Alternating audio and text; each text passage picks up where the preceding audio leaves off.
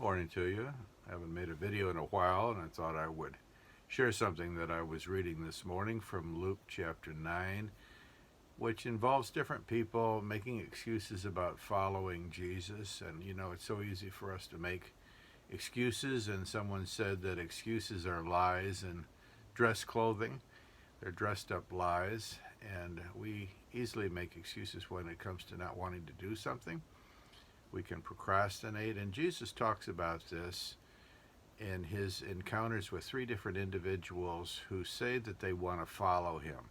Let me read this to you. This is starting at the 57th verse of Luke 9 in the New Testament, Matthew, Mark, Luke. As they were going along the road, a man said to him, "I will follow you wherever you go." And Jesus said to him, "Foxes have holes, and birds of the air have nests, but the Son of Man has nowhere to lay his head." To another man, he said, "Follow me." But he said, "Lord, let me first go bury my father." But he said, "Leave the dead to bury the dead, but as for you, go and proclaim the kingdom of God." Another said, "I will follow you, Lord, but first let me say farewell to those at my home." And Jesus said to him, "No one who puts his hand to the plow and looks back is fit for the kingdom of God." These are different people that are, again, delaying in following Jesus Christ.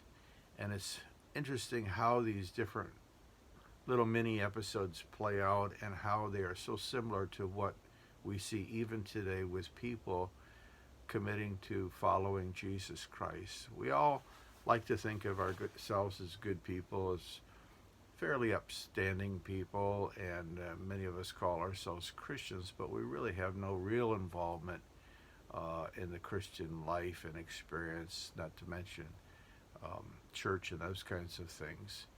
But we like to think of ourselves as following Jesus and being a part of what he's doing in the world. And the reference there is to the kingdom of God. That's his rule in our lives. That's the work that he has for us to do. That's the commitment of following Jesus wholeheartedly. The kingdom of God is God's rule and reign over the earth and throughout the universe. And so Jesus, in one case anyway, calls a man to follow him. But notice the first one here, if you're looking there with me, and I encourage you to do that. Look at verse 57. As they were going along the road, a man said to him, "I'll follow you wherever you go." That's a sign of youth.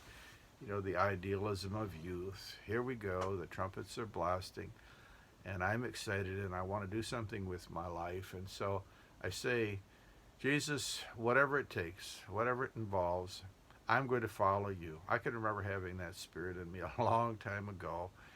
Here we go, rah, rah, rah, and the band is playing, and I'm excited, and I get motivated because of this and that.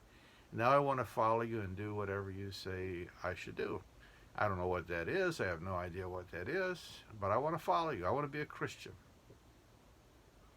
Maybe you're even feeling that way right now. Maybe you're being challenged to feel that way right now. I want to follow you. Maybe you have felt that a long time ago, and you have to stop and think about that. Notice what Jesus says, though, and it's interesting that he doesn't say yes or no. He simply says this: "Foxes have holes, and birds of the air have nests, but the Son of Man has nowhere to lay his head." In a sense, he's saying, have you really stopped to consider what's involved in this thing? That's not real good salesmanship, is it? To say, well, you better stop and think about this. It's easier to simply say, yes, come on, and so much of modern church emphases have to do with, again, trying to sign up as many people as fast as we can, and we just assume that God's all about that. Bigger is better, more is better. And so a plenitude of people, that's where it's at. But Jesus says, I want you to stop and think about things. Think about the little foxes in the ground. They have their dens, don't they? They have a place to go. when it's rainy and it's cold. They know where to sleep. Birds, they build their nests. I have more than one birdhouse in my backyard. They're happy to be in their little homes, especially when the storm comes. But the Son of Man, that's his favorite designation, drawn from the Old Testament, of himself. I have no place to lay down, no permanent place. This is truly an insight into the nature of the Christian life. The Christian life is one of impermanency. It is one where our home is understood to be in heaven and not here. Certainly God gives us houses and homes and families, and we would say permanent residences. But the truth is, when we follow Jesus Christ, we live with our bags packed. We can't settle down too much. I'm thankful that God gave me a place to stay, and I've been at this house for a long time now. But at the same time, I have to constantly remind myself that he might call me to pick up and move at any minute. Same is true with everyone who follows Jesus, who is a Christ follower. There is no real permanent home on this side of eternity. And Jesus says, you better think about that. If you follow me, you may be sleeping in fields. You may be resting under bridges. You may be sharing homes. You might be sleeping in someone's basement, whatever it might be. You better really stop and consider this, says Jesus. He's not saying yes, he's not saying no. He's simply reminding the man of what's involved with what he's saying.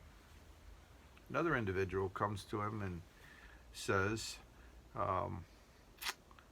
after Jesus says, follow me, the man says, Lord, let me first go bury my father.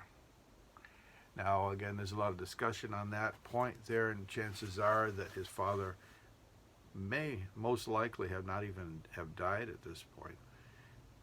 But he's saying, it's about time. My father's coming to the end of his life. We need to go through the proper procedures, the traditional customs, and so on and so forth. And interestingly, Jesus says, let the dead bury the dead.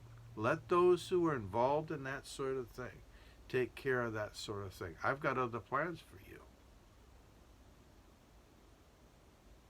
Let the dead take care of the dead. Let the spiritually dead be consumed with funeral arrangements.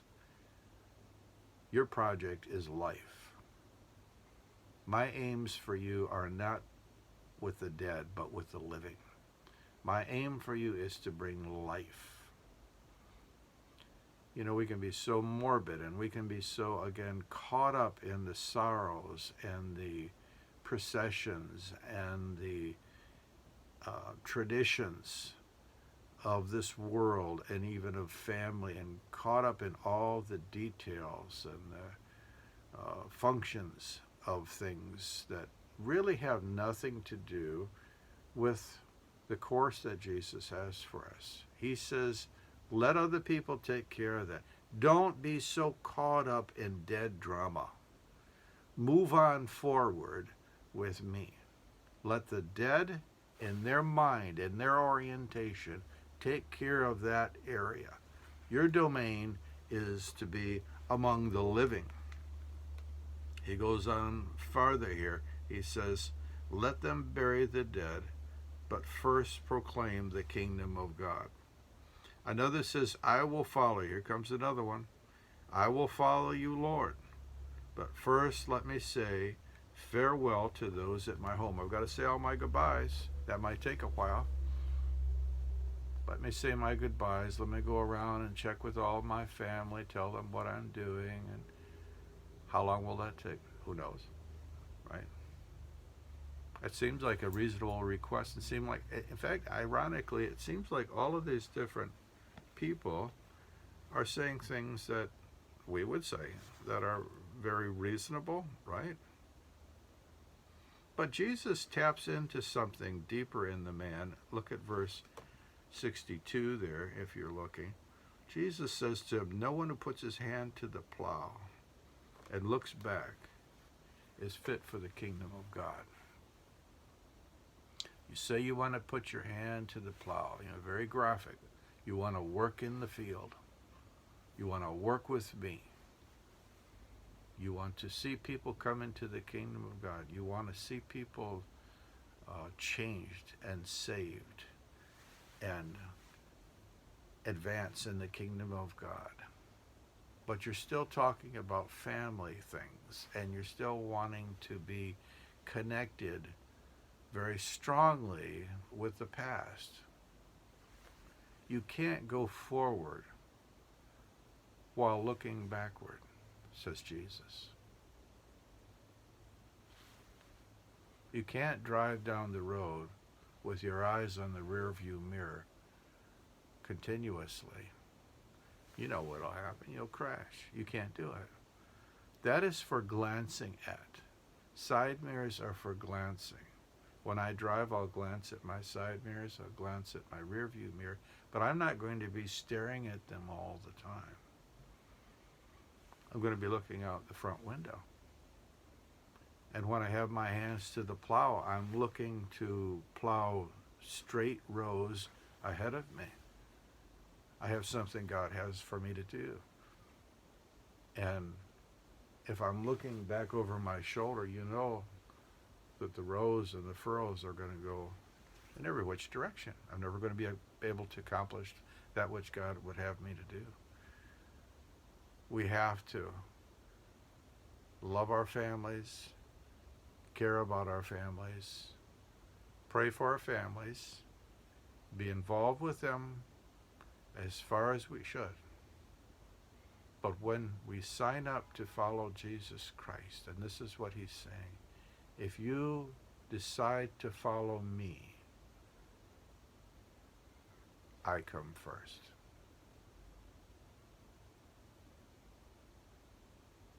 Jesus comes first. Ahead of everyone and everything.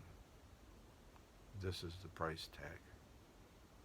And Jesus would say, are you willing to pay that price?